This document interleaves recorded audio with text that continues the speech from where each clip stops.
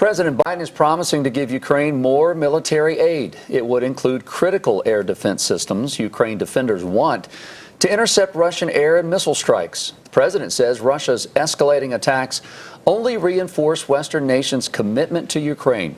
But another variable in this equation is Russia's nuclear threats, something Kremlin leaders have emphasized in recent days. Joining us now to break down on the latest developments, Dr. David Dorondo, a history professor at Western Carolina University. Dr. Dorondo, good to have you back on the show with us this morning.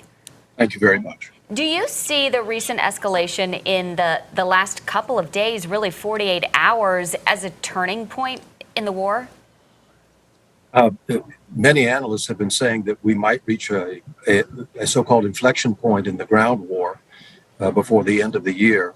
It's always difficult to predict these things, of course, but it appears to be the case since about the middle of September that we may have reached that point on the ground, with Ukrainians pushing very hard before the onset of the rainy season, which typically comes in October, and then, of course, followed by the cold weather.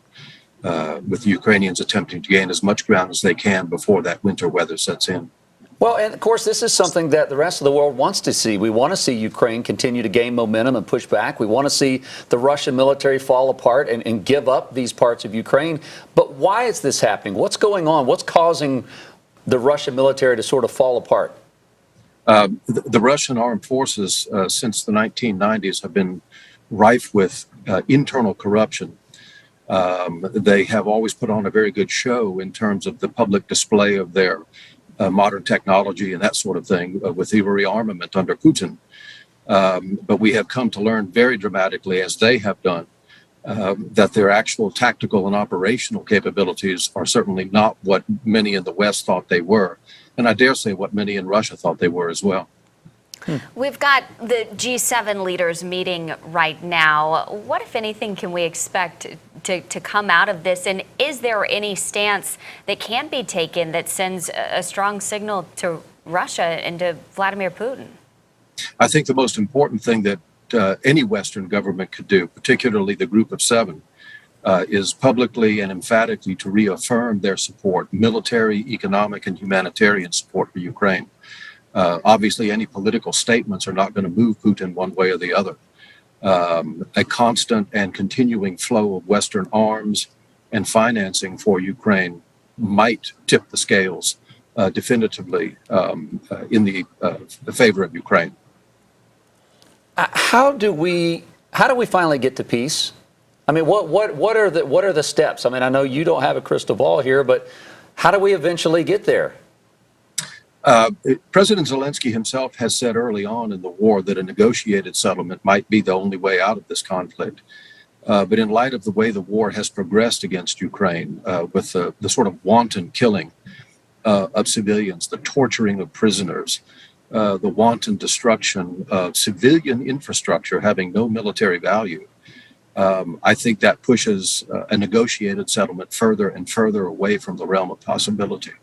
It seems to me, as a military historian, that a military defeat has to be inflicted on Russia in such a way that it could not be hidden or otherwise spun by the state-controlled Russian media, which, of course, would lead to very serious domestic complications for Mr. Putin. You mentioned the state-run media in Russia. Even in the last couple of weeks, they've been vocal about how Russia seems to be losing this conflict. The pressure on Vladimir Putin right now from really all angles there, people retreating and leaving Russia with the mobilization calls.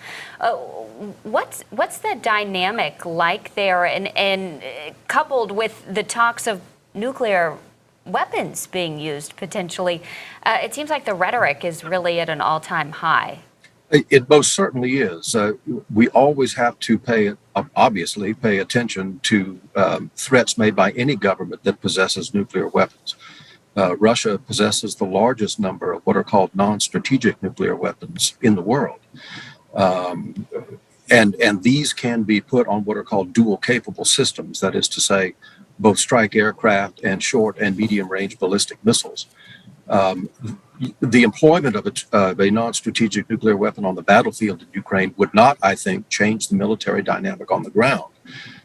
It might satisfy and mollify Putin's domestic critics, but it would only further isolate him and Russia, particularly as regards the attitudes of India and China, both of which are critical to what's left of Russia's international support. Well, every week the story continues to change over in Ukraine, and let's hope the Ukrainians continue that push forward, as you mentioned earlier. Dr. David Dorondo, thank you for your timing, helping us understand the why behind what's happening overseas. It's my pleasure. Thank you very much.